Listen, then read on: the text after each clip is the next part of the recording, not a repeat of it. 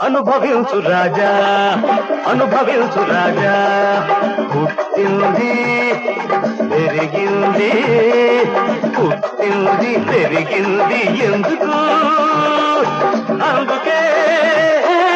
అనుభవించు రాజా అనుభవించు రాజా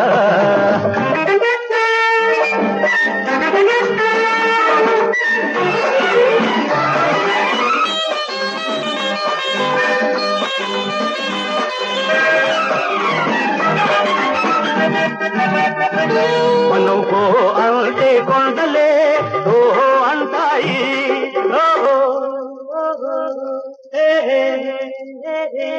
మనం పో అంటే కొండలే ఓహో అంటాయి మనం రమ్మంటే మబ్బులే దిగి దిగి వస్తాయి